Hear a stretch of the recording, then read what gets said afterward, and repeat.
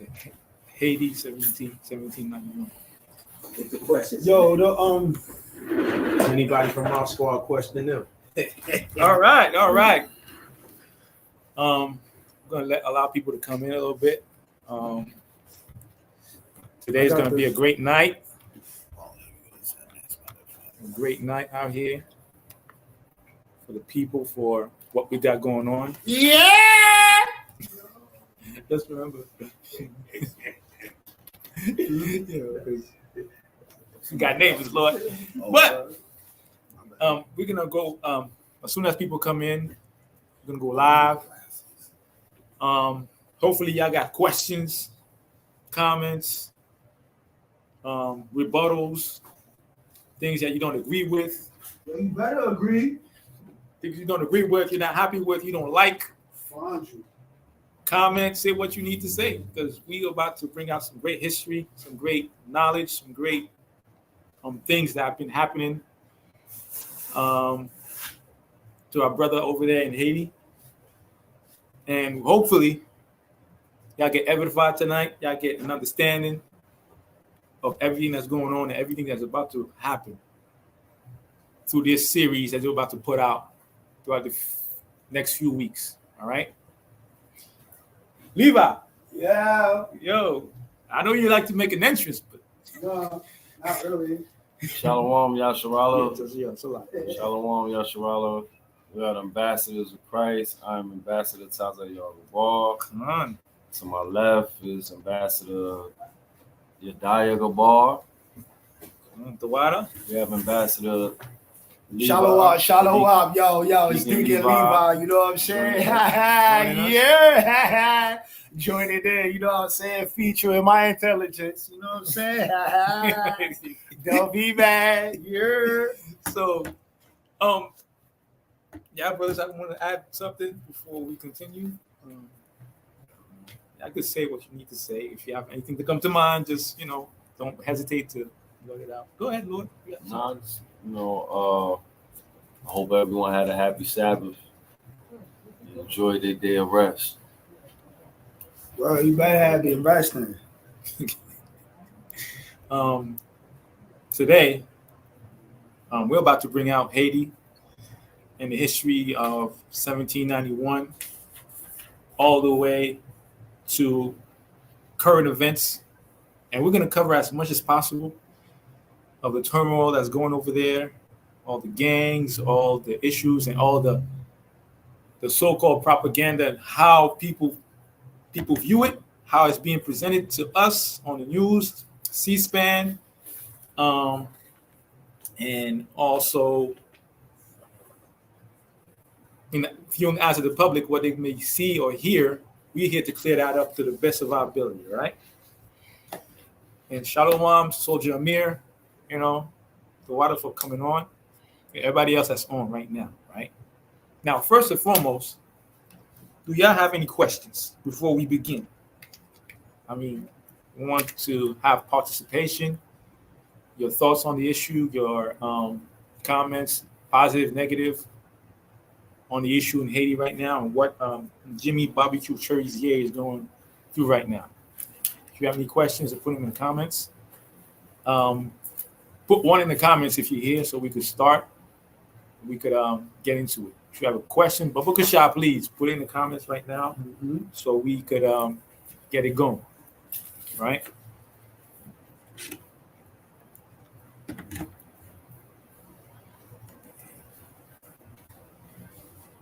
So what you think, Levi? I mean, I'm a Levite, and my brother here is Judah, but it doesn't mean that he's not part of the conversation. We're all part of the conversation. So what y'all think of what's going on over there right now? Well, how it look to y'all? How it look? It looks like it's unfolding the way it's supposed to. Because it sounds to me like it's a repeat of 1791. Right. 1804, and even taking it back to even Hanukkah. You know what I'm saying? Yeah, Feast of Dedications. That rebellion, that rebellion against that's that standing up against the wickedness, right? And the evildoers. Right? Because all them Edomites that's there, It's them leftover slave masters that probably like hid somewhere on the beaches somewhere, like, you know what I mean, some remote spot of the island, and they somehow survived and they never really left. It's just them leftover Edomites, man. Ain't no yo. And their grandchildren. Mm-hmm. And right now, these grandchildren of these Edomites, so-called white men, they look like Esau. They look like Esau, but he speak Creole. So basically, they're just whitewashing the whole culture, coming in and just whitewashing everything. Like, yeah, I speak Creole too, so I'm Haitian. No, I mean, come on, like me Anybody going to can China learn and the saying I'm language. Chinese because I speak Chinese. Right. It don't work that way. It don't work that way. But again, if y'all got questions before we start, we're gonna start in a few minutes with the presentation. Just put it, please, in the comments, because those questions you have on your mind right now, if we could answer them, we will destroy a lot of those fortifications that these people have built in your mind, or the minds of the people that need those questions answered. That they have a fear of asking these questions. Right. So by asking these questions, they help another person. It don't matter what the question is about the history of Haiti and everything, right? So we're gonna get into it.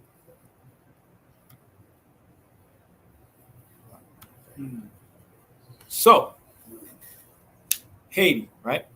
1791, and what was going on at that time.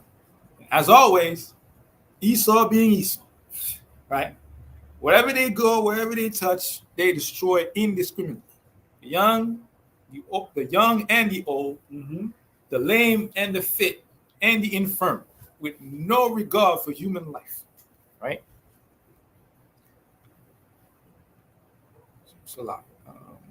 So, I mean, every day and month and year, the same system coming to Haiti. They reshape the country to the point of breaking the people and taking advantage of everything they have. Right down like what we talked about: sugar canes, Right. the coffee, the rice,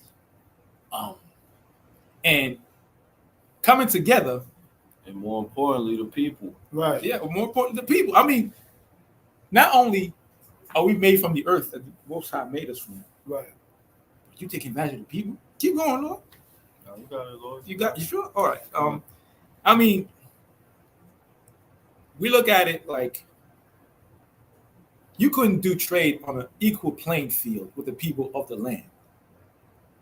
They came in, for lack of a better word, raped the people, raped the land, raped his people, took the resources, put the country in debt On purpose. to take resources by any means necessary, right? And we're going to go through all of that. I mean, you have to see it. From 1791 all the way to 1804, it was 13 years of war. And you realize that we beat Napoleon. Our people beat Napoleon. Right.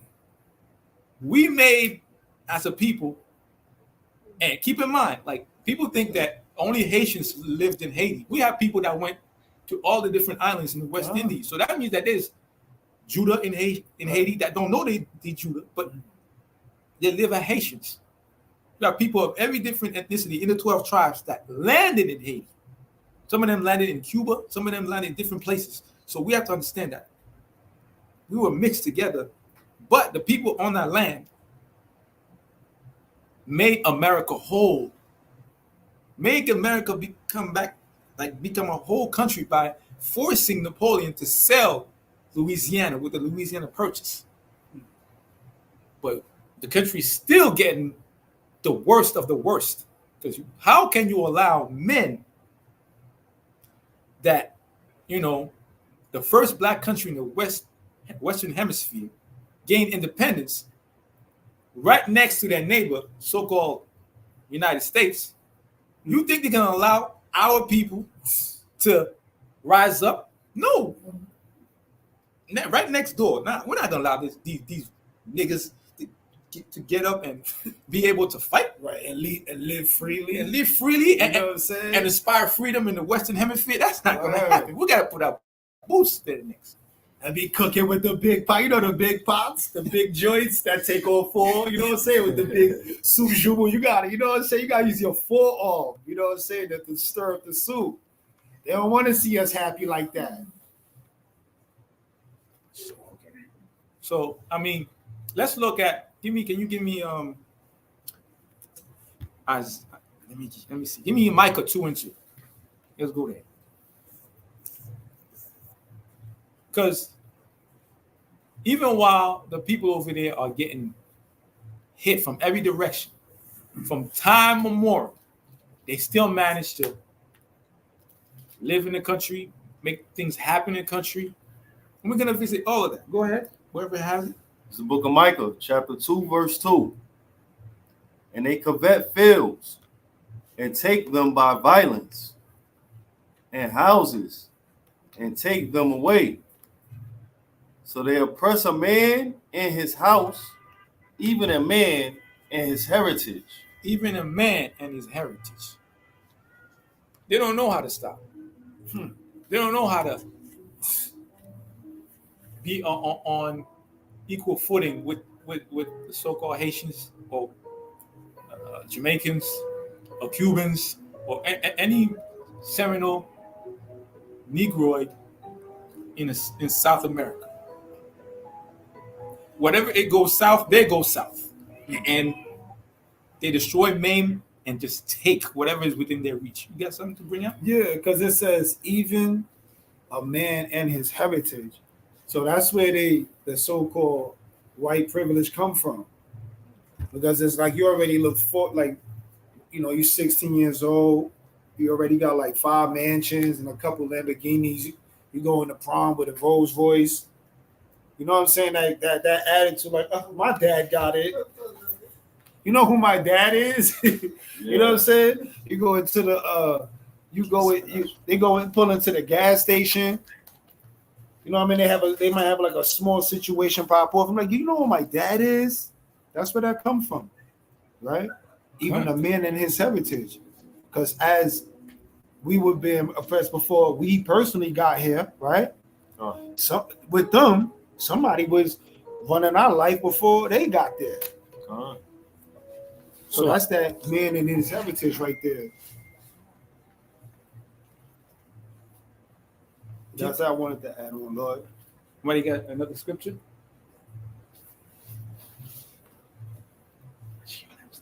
That's also when you take a man's language for your own, his the way he dress, the way he act. Right, you take and demonize even his woman. culture. You know? That's all a part of his heritage. You know? And with the sword of his tongue he takes, with the sword of his actions he takes. God. Even coming into the country, these people are known to bring disease with them. So by their very presence, they bring death and destruction. Right. So how can we actually take advice from a person like that, right? So, you know, just like how they got the food pyramid, but, you know, like according to what, right? Because geographically speaking, certain things that may grow in one part of the earth don't grow in the other part, right? They say, well, you're supposed to have like what, more servings of what, bread or whatever it is. So you're supposed to have a little bit of servings of veggies, right? But how who's to say that's the, you know what I'm saying? That's the official way to how we conduct our body. That's why we gotta go with the Most High's diet. But Esau giving us their way of doing things, but the Most High says, yo, he created medicines from the earth. But people don't see it that way. How they see it is, well, I could eat anything under heaven. Right. If God didn't want me to eat it, why did he make it? We should be making mad excuses, right? Or what's the other one? My grandmother was eating it. Right, and nothing happened to her. I was raised off of this. Yeah, see? But now, we're gonna go into a little bit of a video to explain the whole situation, right? Unless brothers have something else to bring out. No. No. Let me see. Okay. Right. So let me see. So lock for the misunderstanding. Put 1 in the chat if you could hear us, right? And he can hear the video. 2 centuries ago, the slaves of the French colony Saint-Domingue broke the Everyone hear the chains of video? chattel slavery and colonialism. They called their new nation by its indigenous Arawak name, Haiti. The example and ideals of the Haitian revolutionaries spread throughout the hemisphere, leading over the next century and a half to liberation movements worldwide. Ever since that seminal revolution, North America and Europe have punished Haiti for its vanguard role through sanctions, dictatorships, coups d'etats, and invasions. Today, Haiti is a neo-colony of the United States, France, and Canada. Throughout it all, the Haitian people have resisted not only their subjugation, but the discrediting and vilification of their culture and fight for self-determination. This See that? So during that time, since 1791, the Haitian people, even after 1804 and the revolution, Haitian people have been going through hell. And America, the United Nations, Canada, and France, basically the white man himself, refuses to lift his boot off the neck of Haitians. Right? Because how can we let the neighbor who ain't got nothing but sticks, swords, and guns manage to beat the French army and claim their independence? Right. But then these countries come at Haiti and ask them to pay reparations for their freedom. That is wicked. That is wicked. But we as a people should look at that as like, man, that's amazing. But amazing is not done yet. We got to keep telling the truth about our people, whether it be in Jamaica or Compton, Word. LA, New New York. York, Word. Atlanta, down south, America, Florida, everywhere. We got to tell the truth of what's happening and get our people together. Zephaniah 2:1. Because if we don't come together, who's going to bring us together? Except the Most High and Yahweh Shah. But we have to take initiative to do that, to come together as a people. We can't expect everything to fall on our laps unless we do the work, unless we do our fair share, right?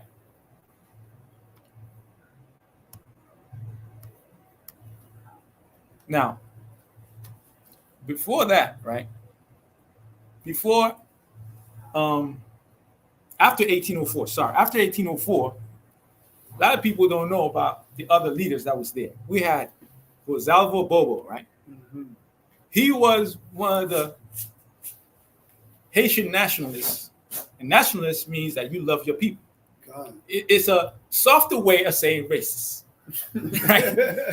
But he loved his people, and he was the first leader of the Caicos, and Caicos is named after the Hispaniolan bird, the Hispaniolan trogon bird. It's a bird that hides underneath the leaves and attacks suddenly.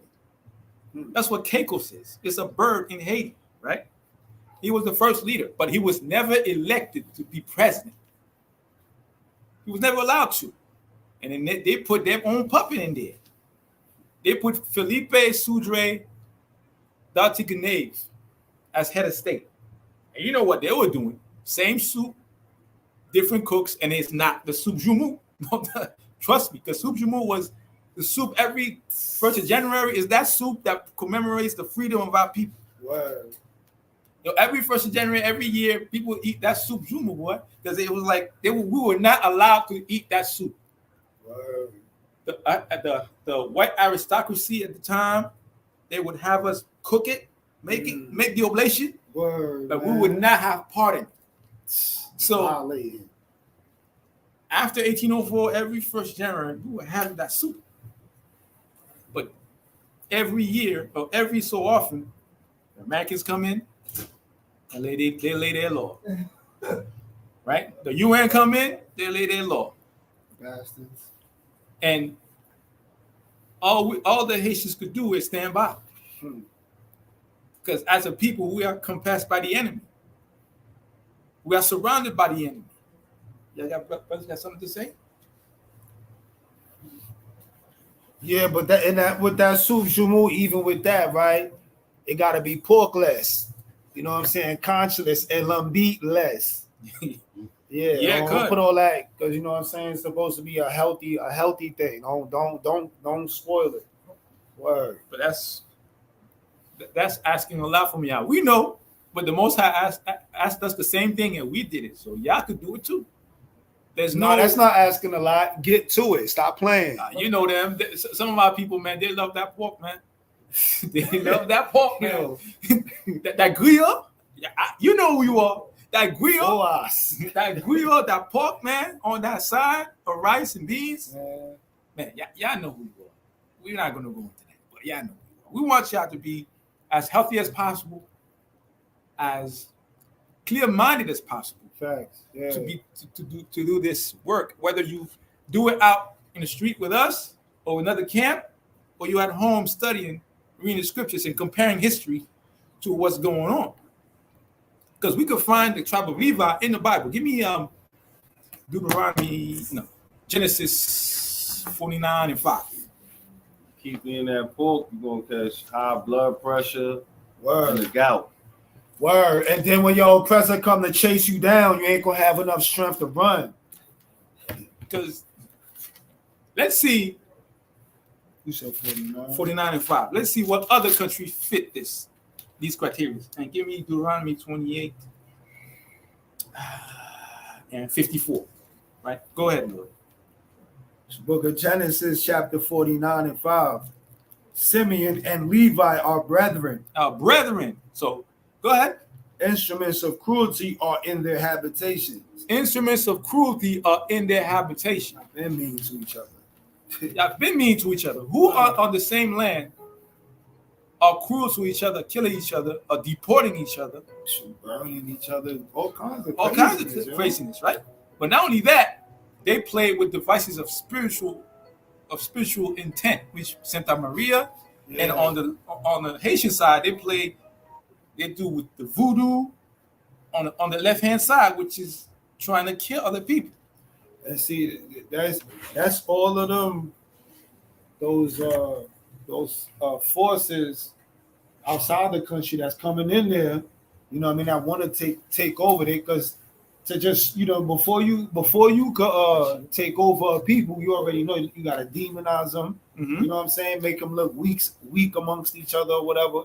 Tear them apart some way, right? Then you implement all kinds of crazy, you know what I'm saying, non-cultural habits upon them, and then before you know it, they fighting each other. Now you can move in, they distracted, They're distracted, and it's a demonization tactic. Right. What you got, Book of Shah, 54? This is the book of Deuteronomy, chapter 28, verse 54. So that the man that is tender among you and very delicate, his eyes shall be evil toward his brother and toward the wife of his bosom. See that? And toward the remnant of his children, which he shall lead. So we got people on an island who don't like each other from these two scriptures, who try to kill each other, right? And people might think, oh, it's North and South Korea. Nah, they don't have a demilitarized zone. Scriptures is clear. There's no space for people to cross and check for papers between Haiti and Dominican Republic. Right. And people are being deported all the time. And there's only one country that fits those criteria. And that's the island of Hispaniola or Haiti and Santo Domingo, right? Or Dominican Republic, right? You can't separate that. They they've destroyed our minds so bad that you go to a so-called Dominican and be as melanated as all three of us, and they tell you, I'm not black, I'm Dominican. Dominican. You looking at him, he might even be darker than you, but he gonna say that. That's how they got our people. But that's unfortunate because there's a rich history on that island. God, it definitely is. There's a rich history between those countries that worked together at one point, even though they became acrimonious toward each other. But for now, we're gonna stay with Haiti, right? And the next leader that came up after Rosalvo Bobo and the head of state they put in was Charlemagne Perrault, right?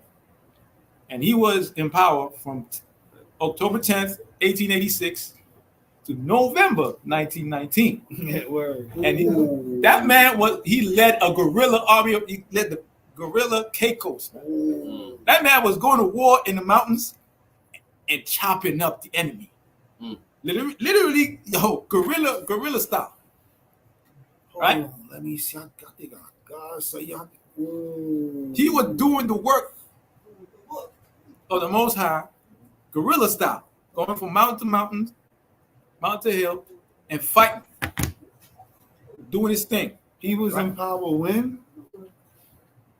From October 10th, 1886 to November 1919. And that was during the first occupation of the United States in 1915. I just thought about that, Lord. That's about the time they invaded. They invaded. Right. When they came for the gold and you know what I'm saying, out the banks and all that. And a lot of people, check this out, bro. I don't even think a lot of people know we had a train system out there. See, right? Like it was a very modern environment. A train, yes. Haiti had a train system that ran through the island. Yeah, y'all gotta understand, like Haiti's not poor. Are we gonna go into that? Haiti is not poor. Got a lot more money than people think. Right? So Charlemagne Perrault was the leader of the Caicos, right? And this man went to war with them, with the opposition of the U.S. And because of this man, they had to upgrade their presence by bringing more troops and more guns and more bullets to deal with our people, Israel, and so-called Levites. And in the end, he was killed by the Americans and symbolically crucified. See? So you can't tell me that we're not the people of the Bible. Who's going to stand up for wickedness? Who's going to stand up for the Lord? That's Salakia. Who's going to stand up against the wickedness? Who? Right? Like I said earlier, right? Let me pull it up right quick. Yeah, go ahead, Lord. If you got something, you pull it up, Lord. Like I was saying earlier. Charlemagne, he's the person you hear about that. The reason why they say, Haiti is poor and all that is because he went against the U.S. That's why they had no trade law with the U.S. Right? No, there was no trade law. There was no agreement at that time. They just went in and started taking and killing and just murdering people. And that's when Rosalvo Bobo, he was the leader. He was about to become president. He put his name as a ballot. But they said, nah, we ain't going to have this nationalist in power. There's no way. So they put that man in position. That's why he came, because he was the lieutenant to Rosalvo Bobo. He was his lieutenant, second in command. So it's like he went to war against America. Right. Yeah. And till this day, he's celebrated as a hero, but a lot of our people don't know who he is. So like, you don't know who he is. He got his, not necessarily he, but like his work definitely got to be promoted more or spoke on more. Because it's not about glorifying the man, but it's the work that he put in and show how relevant the Most High moves among our people. Right. So I'm gonna bring this out. This is Psalms chapter 94 and verse 16. It says, "Who will rise up for me against the evildoers?" Right? Mm-hmm. Or who will stand up for me against the workers of iniquity? Right? So the evildoers, those the those like if to bring it in simple terms, the evildoers is like the heathens, right? They're the evildoers, and then you come through, and then they got right the workers of iniquity, right? Workers meaning these people that's gonna come around and offer some type of offering to you, so you could be like, hey man, join us, right? You workers of iniquity, right? So you looking forward to a prize because you working, right? You working off that iniquity, right? So just like how they, like I had mentioned earlier with the Moab, right? Offering 75K for Negroid sperm, right? To come fill up and strengthen they, you know what I'm saying, strengthen their nation. Right? That's a work of iniquity. Go ahead. Keep going. Right? You feel me? That's a work of iniquity because you ain't think of the idea, but you like, you know what? That's not a bad idea. You know what? I need some bread. I'm trying to stack my paper. And then now what happens? Yeah, you okay, go stack your paper, right? But then look, you a key piece of you is in the hand of your oppressor. You know what I'm saying? And your enemy, right? But either way, the Most High gonna have His way, right?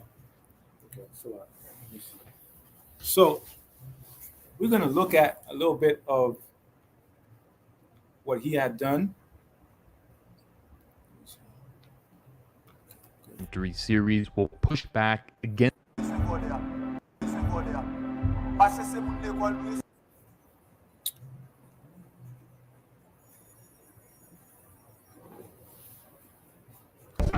Jimmy Cherry c'est alias barbecue, entrer la caille. In 1804, Haiti gained its independence through history's only successful slave revolution. The United States and Europe sabotaged and isolated the upstart nation for its first century of existence. In July 1915, the U.S. invaded Haiti. A guerrilla resistance known as the Cacos emerged. Then in 1915, United States Marines Look at the landed propaganda. in Haiti to battle Look at the Haiti's demonization. threatening destruction of American properties, and native bandits quickly head for the hills. This puts immediate end to troubles in populated areas, but Marines prepare to drive into interior and rout the insurgents out. By 1920, the U.S. Marines had defeated the resistance and killed its commanders, including iconic leader Charlemagne Perrault. The 19-year occupation established Washington as Haiti's dominant foreign overlord, an arrangement that would endure for decades. Listen to that name. For decades, that arrangement lasted for decades. Listen to the name they chose, that overlord. See, you don't have good intentions for people. You, bro. You establishing a community, Lord. Or let's say parents teacher night or something like that, right? And somebody come in and say, yo, this is the overlord. You be like, what? Like, what y'all got going on in here? I know y'all do that over here. Nah. You talking overlord? You don't have good intentions for those people. But that's what they do. Right. That's what they enjoy doing. Until this day, they still use that same system that they have, that they've been using since way back. They still using that same system right now. They might have readjusted it a little different, and it may look different for today's times, but they're using that same system right now.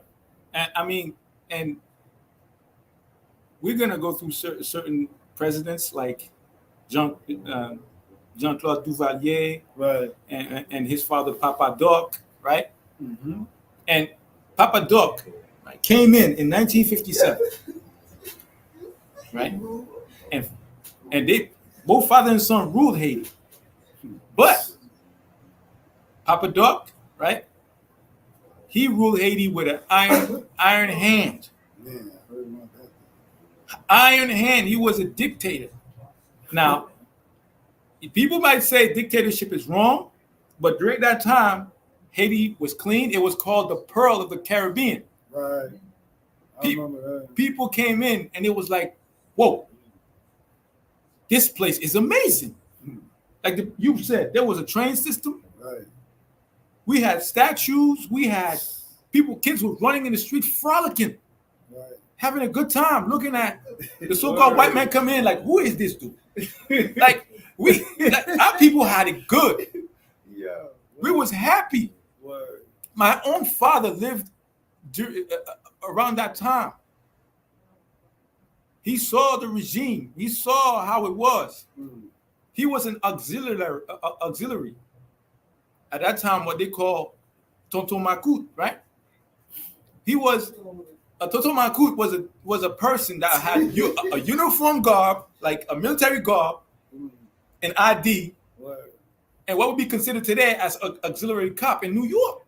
He would just walk around, patrol, and make sure nobody's violating no laws, nobody's doing criminality or killing people, and they would watch and report. That was their job. It was a public service. You wouldn't pay for that. But America would have you believe that the Tonko Maku was going out there killing. Was there killing in Haiti? Yes, of course there was. But not everyone was doing that. Right. In every country, there's always crime. There's crime everywhere. But for us, it seems that they amplify everything to 18th degree. And it doesn't make sense. Can you give me Deuteronomy 32:7? Because we gotta, and that's why I asked my father, because the only way for you to see certain things in a certain light is from your father, who understands how you think, and he could frame it in a way that you can understand. Because who knows you more than your own father or your own mother? They could explain in a way that would get through to you and you would understand. Go ahead. This is the book of Deuteronomy, chapter 32 and verse 7. Remember the days of old. Consider the years of many generations.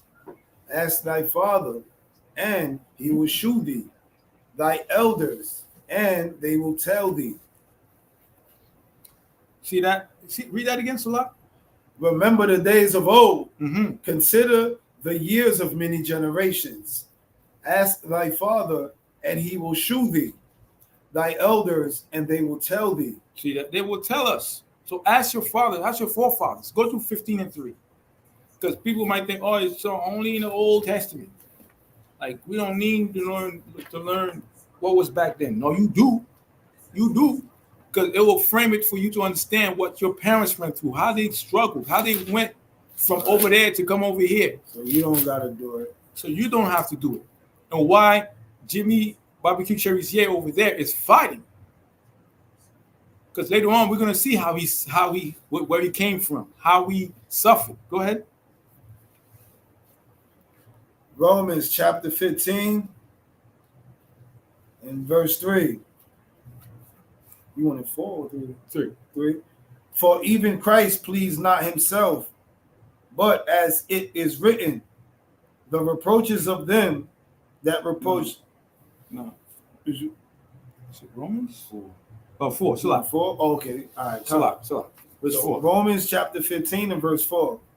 For whatsoever thing were written for a time were written for our learning, that we, through patience and comfort of the scriptures, might have hope. Might have hope.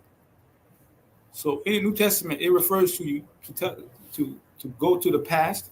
And in the Old Testament, it tells you to go ask your parents, your forefathers, your elders. So we got to dig for the truth.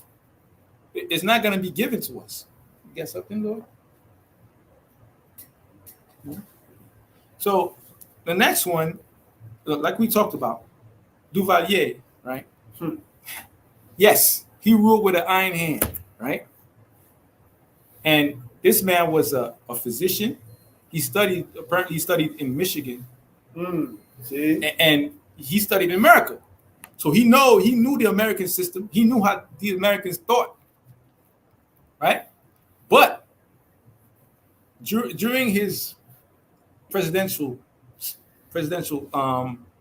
term, the Americans invaded. They orchestrated a coup d'etat and everything to get him off from being president. And that's how they do. They make it look like, oh, you a dictator, you killing folk, You're maiming people. You're doing all these things just to put somebody else in power that's gonna do what they want. Right. Right. Say- Who they want. Right. Same soup, Yeah. different cooks, man. Because you know they control the media, Right. and not only the media, so and the news. You know what I mean? So they're gonna pump their agenda through the news, through the radio. I mean, through the TV shows, through the movies. I mean, they're gonna keep playing it over and over and over, like what they like.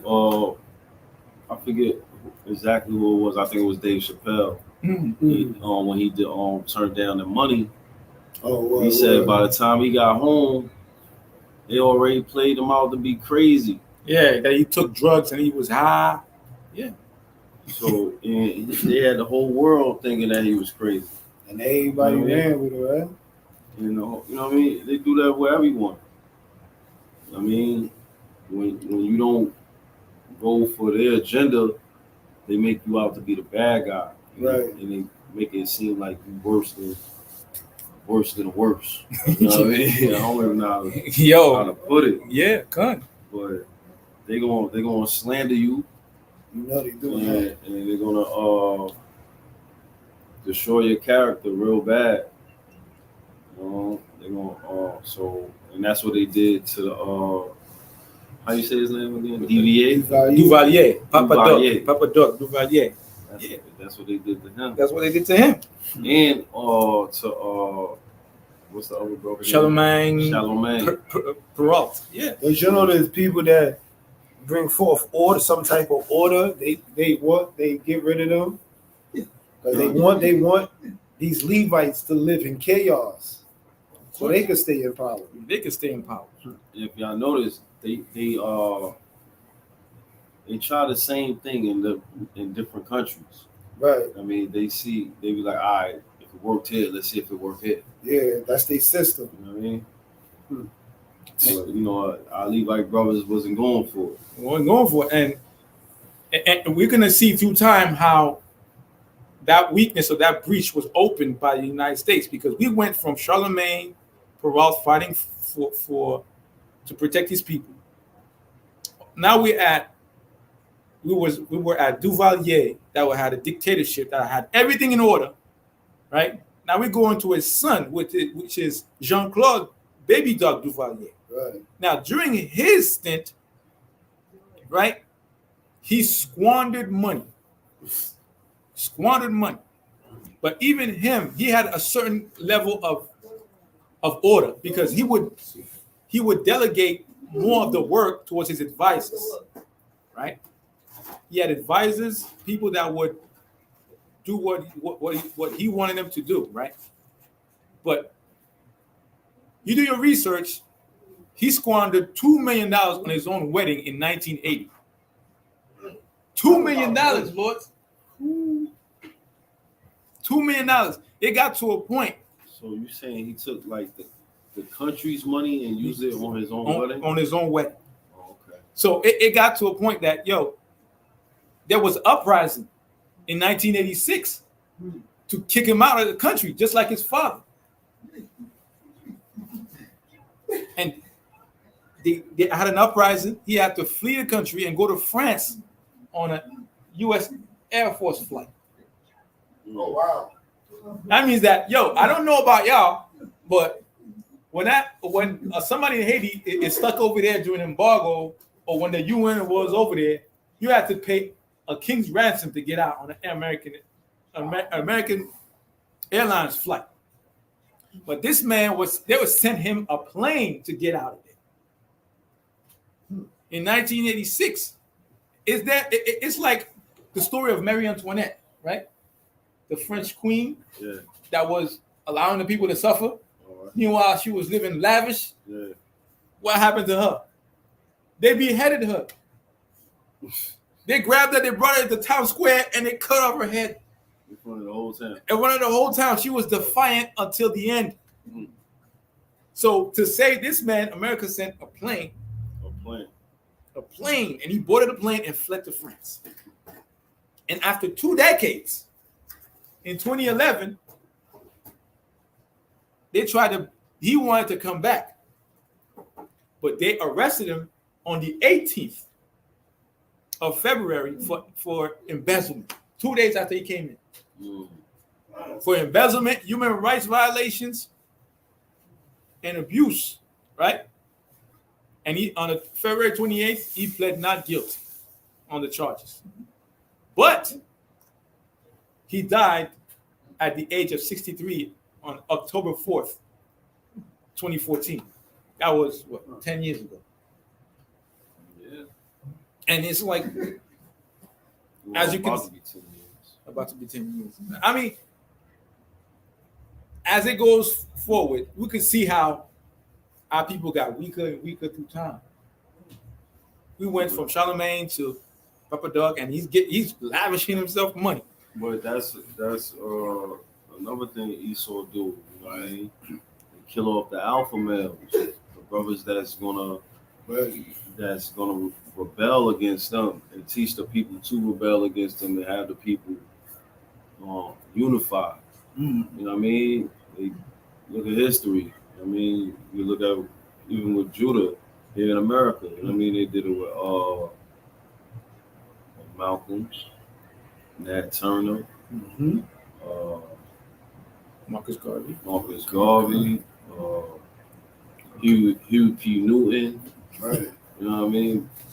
Eldridge Cleaver, Bobby Seale, and the list goes on. Fred Hampton, you know what I mean? A lot of people consider Fred Hampton the next Moses. You know what I mean? I mean, it gets worse and worse. And now, with Jean-Bertrand Aristide, I will tell you, I was, at that time, at a certain point, I was in the country because I was going to school, private school over there for, not listening to my parents, living scripture. I'm living scripture. I was being hard-headed, being unruly child. So I was sent over there to get a taste of hardship. And it made me the better man, right? But during Jean-Bertrand Aristide's rulership, many things happened. But this man came into power in 1991 as the first elected free president. He was elected by the people, right? And he took on a vice president, shall we say, René Préval, right? But this man, as a preacher, and president in the first 8 months, there was a coup d'etat. I mean, after 8 months, you barely got into the office. Right. Immediately, there's a coup d'etat. Right? That's crazy. When the people elected him, that means that somebody else is working behind the scenes. Right. It's working behind the scenes. But then in 1994, that's all information. Can you explain to What a coup d'etat is? Yeah. A coup d'etat is like either an exterior force outside the country or people that live in the country that go against the elected president. Either by social engineering, which is the people get so much, like you said, they get so much misinformation that they want to impeach this man. They want to kick him out of office, right? Okay. So either by social engineering or by misinformation, the people wanted him out of office after 8 months when he was the first free elected president. So would that be like a vote? Do they vote him out or? Nah, no. They just like yo, either you get out or we're gonna get you. So it's like it's no vote. They all agree on this. They all agree on this. Like we're gonna get this dude, right? So it's like when them Edomites stormed the Capitol.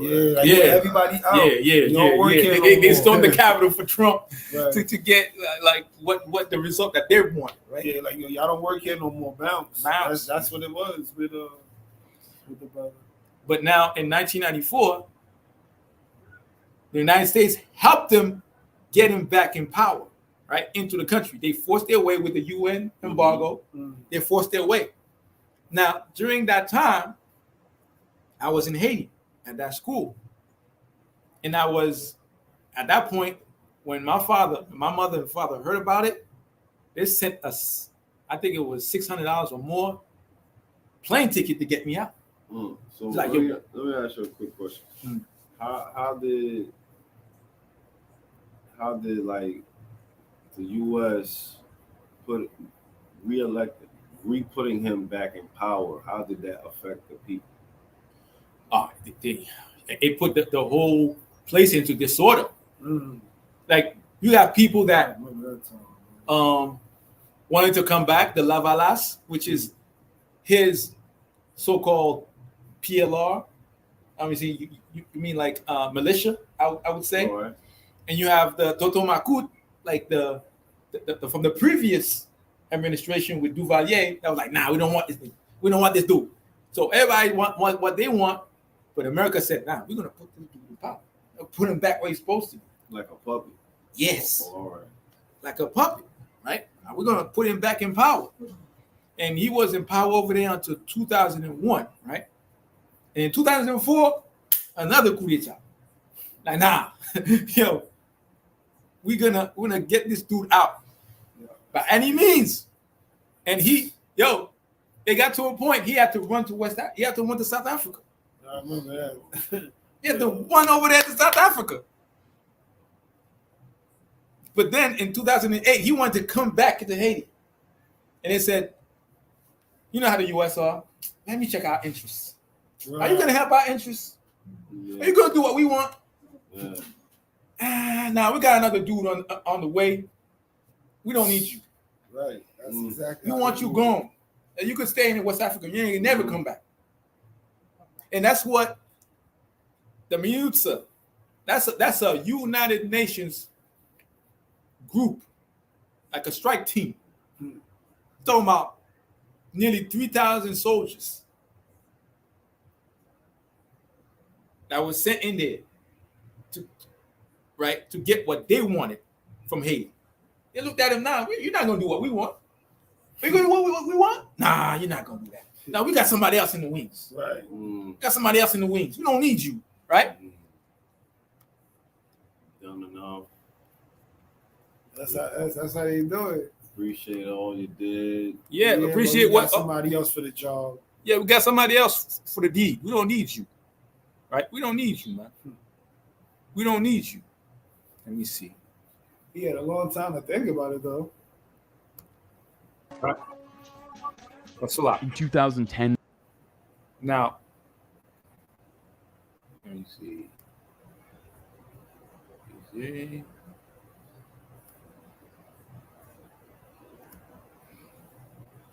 Okay, so now I'm gonna give it to you, Levi. What's up, bro? I need you to go in after this part right here, because for y'all not to think that I'm saying what I'm saying without any proof. Right? Until 2011, Haiti was governed by Aristide and his erstwhile ally René Préval. His vice president. The period saw 2 U.S.-backed coups d'états, each followed by a United Nations military occupation and assassinations of shantytown resistance leaders like Emmanuel Dread Wilmé. So, see that? In 2010 and 11, that dude that was there before, that was one of the leaders. Of shantytown resistance leaders like Emmanuel Dread Wilmé.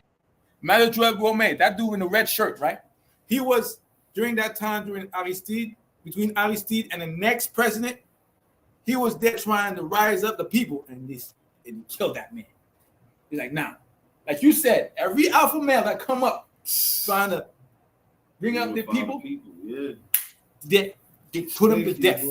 They put him to death. They got to, man. They got to. So now I want you to go in on this guy right here. Now this dude, in 2010 and 11, the U.S. State Department engineered the victory of Michel Sweet Mickey Martel. So Sweet Mickey, right? Let me see. Why he chose that name? He's an artist. He's an artist that lived over there, and he was put in power, right? Go ahead, Lord. I mean, he was put in power, but basically, he was the puppet that America was waiting for. He was that dude that was going to open the doors for all countries to come and take all resources that are available in the country. And we're going to show you a little clip afterwards of his first speech in front of the Clintons. And what did he say? We'll find out. I'm going to show you. Yes, we all gonna find out, ladies and gentlemen. Yo, dude is wild. A compas singer turned politician of the neo-Duvalierist Haitian Bald-Headed Party, or PHTK. So he was during the Duvalier regime. He grew up under that regime. He saw everything. So remember, he saw Duvalier spend $2 million on his own wedding. What do you think he's gonna do? Move in the same light. He's gonna move in the same way. He was gonna move in the same way. Well, good afternoon, everyone. This is a new Haiti, open for business now.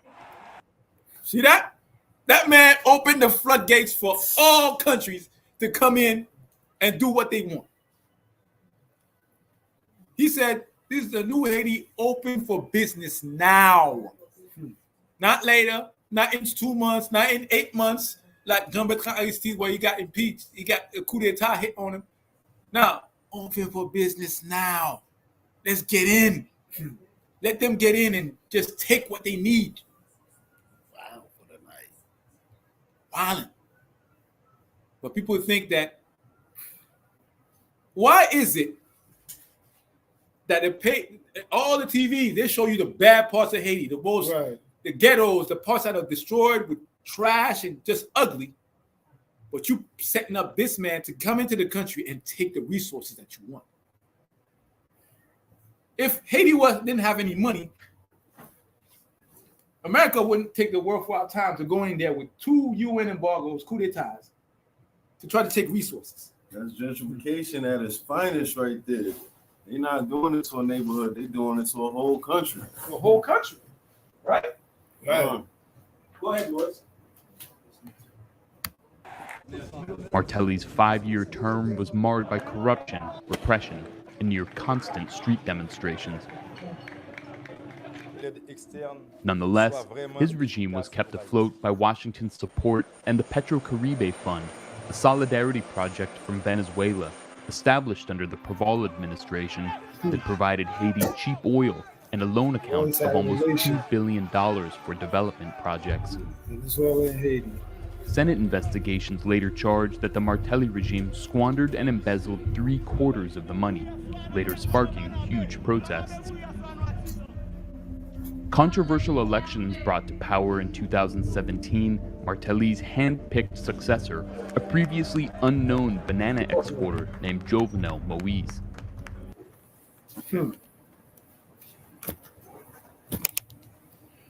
If he wanted to live that life, he just came to Hollywood. Like, for real. He ain't have to do that in Haiti. He could have came to Calabasas. They would have set him up. Thank you for your patience. So, see that? So, that man, open for business, squandered 3/4 of the money of Social Security of the country. Think about it. You put a singer in power, what's going to happen? I mean, did he drop an album? Was he working on an album or something? Yo, I'm telling you, he wasn't. Someone at the best promotion that the Western Hemisphere has ever seen. Wow. Let me get. Just living it up, yo, eating lobsters and Lumbee. Yo, wow. It's going to end the virus.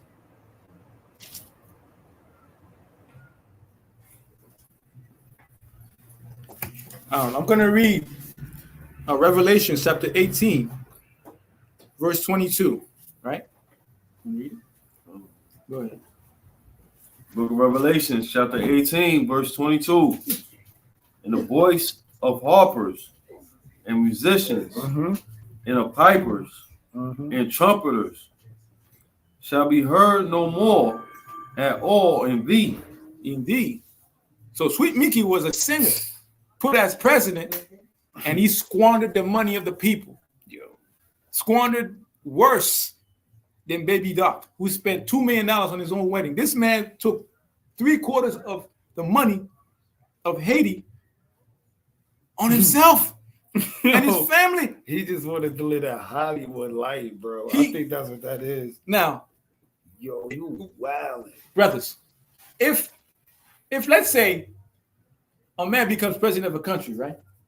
And he leaves the administration after burning so much money out of the coffers of the country, what's going to happen to the next president? Not much. You got a large job. You got to clean that up. You got to clean that up, right? Yeah, you got a lot on his plate. You got a lot, more than a lot on his plate. You got to put money back in them coffers. But meanwhile, the country of Haiti has more oil than Venezuela, has more gold, has more resources. But because the people cannot access those resources, we're going to see what's going to happen, right? However, newly enough go on the country, right? Yeah.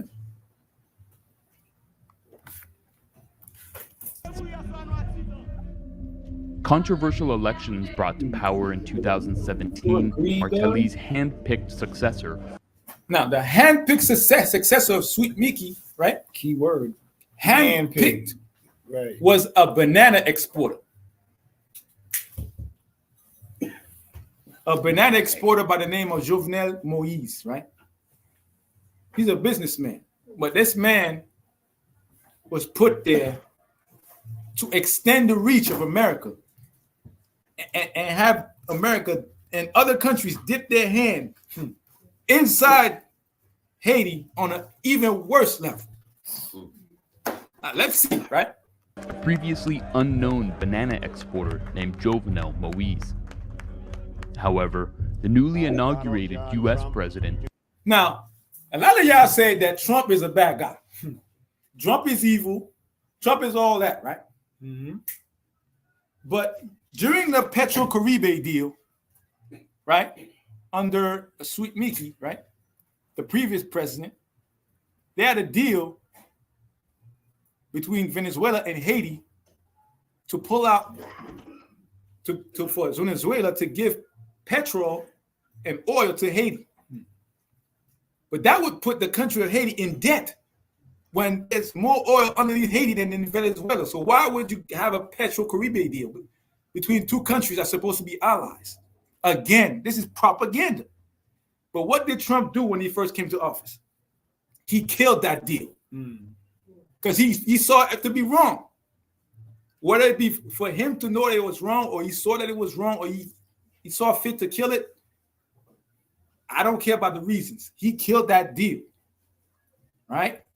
Donald Trump sharpened sanctions against Venezuela, killing the Petro-Caribe deal, with Moise unable. Now, He is an Edomite. So yeah, he has his own interests. I mean, he got his own interests, and that's the only thing he's thinking about himself. That's the way he always been. But now, Jovenel Moise, right? He got a big bill to pay to America. And America want that oil, boy. They want that oil. They want the resources in the country. They want everything that Haiti has to offer. They have to make that country, man. All this work, all this conniving, all this backstabbing, the lying. Proverbs 6:16. All this lying. Now we gotta. America's like, we have to get something out of this. There's too much manpower that was spent. Too much operatives that stayed up in fanless and AC-less hotels. It's a lot. I was told to come in and say a little something. The reason why that Trump killed that deal with Venezuela, because back in the early 2000s, there was a between Trinidad and Venezuela. Esau bought the beachfront property in Point Fort in Trinidad and wiped out all the houses there and put 3 miles of oil pipelines there. So there's a pipeline going from Venezuela all the way to Trinidad, pumping oil over there for Esau in that land.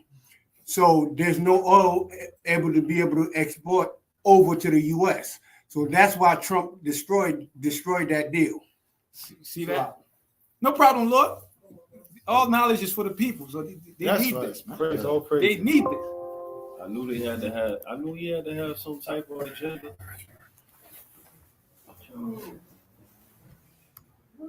We still on? Yeah, we still on. Good. Yeah, I knew he had to have some type of hidden agenda, man. He always got his own hidden agenda. If it ain't it's always got something to do with money. Always. You know what I mean? Trump is about money. But he's honest. He a devil, but he honest. He up front with it. Yeah, not honest, but up front. That's what I should say. Yeah. But in his greed, Most High found him made him to move with honesty towards our people. Mm-hmm. And that's the power of the Most High, right? But after that deer was killed, Jovenel Moise was in a tough spot. So where does he go? Let's see. All right now. Gonna end it here. Able to fulfill his campaign promises, he turned to the Haitian bourgeois businessmen with whom he had made a Faustian bargain. They included Charles Saint Remy, alias Kiko, and Charles Saint Remy. This guy is an alleged drug dealer. Jovenel Moise turned to a so-called allegedly he's a drug dealer, but he is the brother-in-law of the previous president, Sweet Mickey. So that means that the previous president still has a foot in the so-called government of Haiti. Yo, that means that Sweet Mickey's like, yo, you have to do this, you have to do that. America's telling you to do that. You can do drugs, you can sell drugs over in Haiti. I don't care, but you got to do what America tells you to do. You my brother-in-law, you got to do what you got to do. So Charles Saint Remy, Saint Remy. Mm-hmm. All right, you saying he's in politics?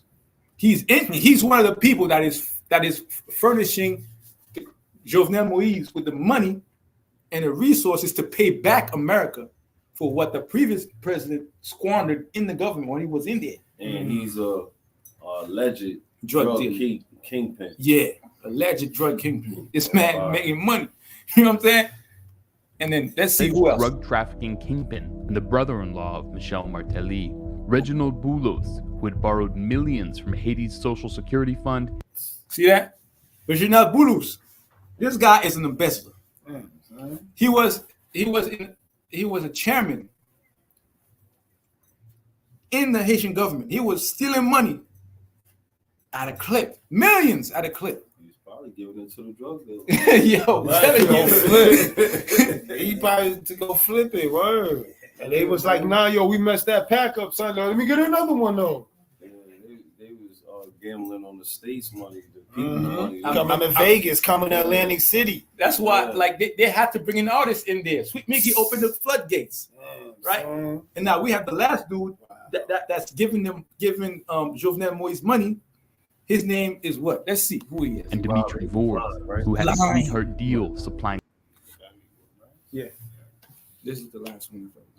So the last person is Dimitri Vord, right? This guy has a sweetheart deal for electricity in Haiti. I don't know who. If you live in Haiti and you live out there in the boonies in third world country, you know what it's like not to have their lights cut off while you're reading a book, while you're on a laptop, or while you're doing anything. While you're in the shower or whatnot. Anything. You shower's hot, suddenly it's cold. Boom. Like, you know what that feels like, right? This guy has all the contracts of electricity in Haiti. He has the power to turn on and turn off the lights. And those three men are furnishing money to Jovenel Moise. Now, when you have three white men giving you money, what do you think is going to happen at some point? They're going to cut the pipes. You're like, nah, it's over. We got you, brother. You owe money. You ain't moving fast enough. We're going to get you out of there. Right. Going to get you out of there. So you got to go. But with that, for now, I'm going to stop right here. So I want y'all to digest this, because this is going to be a long series, beautiful series, and we're going to keep adding and bringing other people and especially Jimmy Cherizier, which is barbecue, and why he's doing this, and why there's 200 gangs over there. Right. Word up. So make sure you tune into the next episode. All right? Yeah. Yo, wait, before we leave, man, I just want to say, give me Ecclesiastes 12:13. Okay. You know what I mean? Before we leave, we want to thank everyone for tuning in. Once again, we are the ambassadors of Christ, and you know what I mean, we're here to enlighten our people. Next week, hopefully, you know what I mean, we might have a special first fruits class we could do for the people with the chief priest, Lord willing, and we're gonna try to get y'all Espanol class with Ambassador Aisha, Lord willing, one of these days. And go ahead, read that script, Lord. So this is Ecclesiastes 12:13. Let us hear the conclusion of the whole matter. The whole matter, everything that we learned today, everything, and the things that we learned throughout the weeks